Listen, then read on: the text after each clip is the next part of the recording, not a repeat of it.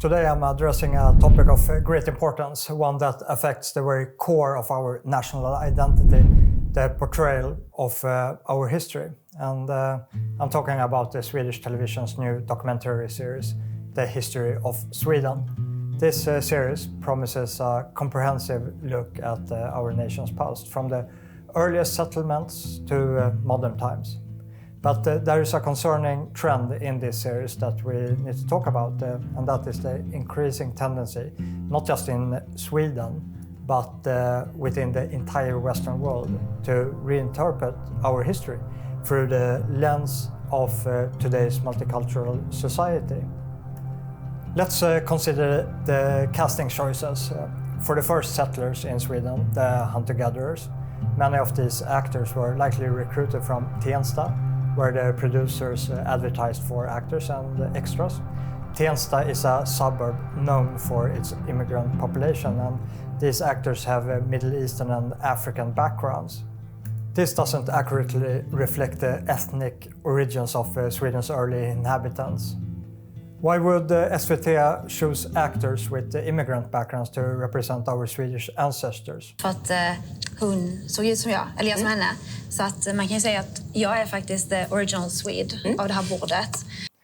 This seems to be part of a larger trend where our present-day multicultural reality is projected onto our history, affirming and justifying the present at the expense of historical accuracy. And this isn't a new phenomenon.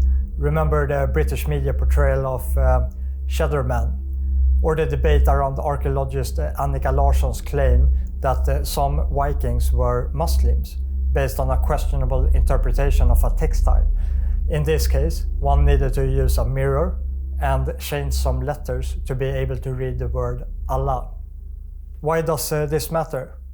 Our history shapes our national identity. It gives us a sense of community, belonging, and understanding of our origins.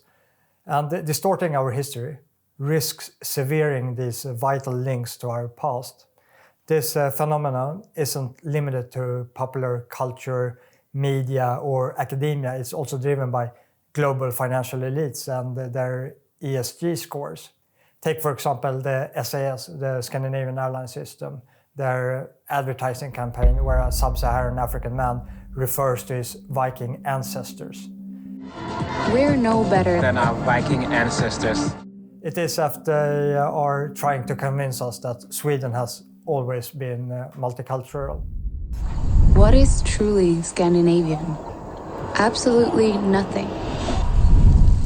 We have become so used to changing narratives in media and the culture that we rarely question what we consume.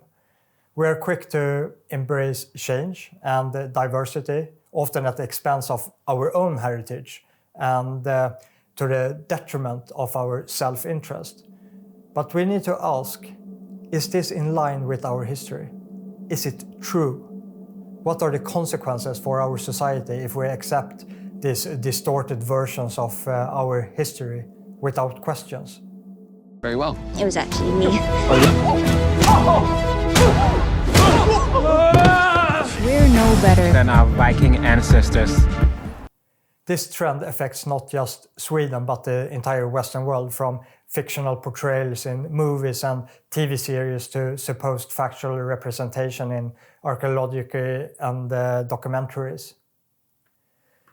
The goal of this kind of propaganda is clear: to erode national identity, continuity, and the sense of community. This isn't just a Swedish issue, it's a concern for whites, whether in Europe, USA, or South Africa. Take a moment to look at these images. Notice how our past is being constantly reshaped, distorted, and adapted to fit a modern narrative. Many seem indifferent to these changes. And why is that? And I think it's because the respect for our past has been gradually eroded. Consider the irony here. There would be an uproar if, for instance, Ryan Gosling were cast as Martin Luther King or Anthony Hopkins as Nelson Mandela. Yet, there is a noticeable indifference to the ongoing distortion of our own history. This indifference to our history mirrors the acceptance of today's multiculturalism. If we don't care about and respect our own history and ancestors, how can we be expected to care about the future, about our children's future? And these attempts to rewrite our history are designed to break down our sense of community, to dissolve the concept of an us, we Swedes. And without that, what Swedish interest do we have left to defend and preserve for our descendants if we can't define ourselves? We are witnessing a society that is rapidly changing. Our society has become unrecognizable in just one generation due to mass immigration. And we must start to think about the future we are creating for our children. A future where they can grow with pride and without the burden of shame or guilt for their heritage. This is why I urge you to take the first step towards understanding how we can secure a safe and dignified life for the next generation. I have recently published a book titled Orania Building a Nation, and within these pages lies a blueprint for thriving in a broader, hostile, anti-white Western world. And this book is more than just a read. It's an inspirational journey towards a brighter future, a future where the reality we encounter is the one we create ourselves. Orania stands as a safe haven for the white minority of South Africa aspiring for self-determination. And you can secure your copy today on Amazon. I recommend the hard copy. And also don't forget to sign up for my newsletter at southafricainsight.substack.com to stay up to date. And there you can also support my documentary work and other production that shed light on the situation in South Africa. Currently, I'm busy editing a documentary on Orania, and you can view the trailer right now. When Orania started in the 90s, most conservative Afrikaners were well assured and very certain that we're just going to take back the country. Yeah. It's just going to happen. Either the ANC is going to screw up everything and just, they're going to come back running, or we're going to, some people believe there will be a civil war in the 90s and we're going to win and take back the country.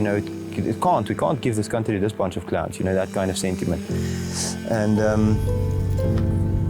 And now a lot of Afrikaners believe it's just going to be fixed. It can't go any worse, We're gonna vote and the DA is going to take over, or I don't know, Trump or someone is going to come and fix everything for us.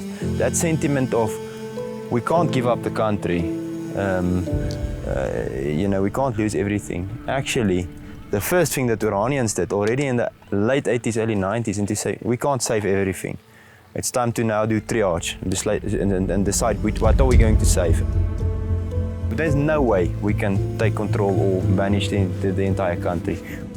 We have to leave a lot behind and just focus on a small. And I'm saying there's a lot to conservative Europeans. I don't think they believe me. I'm saying you're going to lose your entire country. Rather focus on a small bit and save that. Because 10, 20, 30 years from now, you're going to be in a situation where you lost everything and then you really have nothing. Rather leave some of your beautiful cities and stuff, which is already demographically changed so much. Leave it behind, consolidate, focus on one place, save that. Then you can maybe expand a little bit from there. But trying to save everything will slice you so thin. Maybe in Europe they're still in a bit of a better situation. In South Africa, 2 million Afrikaans-speaking whites, of which maybe half or even less is conservative, and many are leaving the country every month.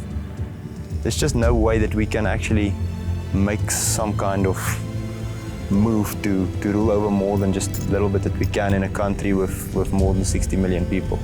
It's just impossible. Demographically, it's impossible. Our biggest issue is demographics. So how do you solve it? You create a demographically friendly area.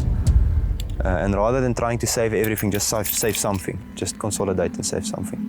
I think that's the most important lesson from Orania. Trying to save everything will cost you everything.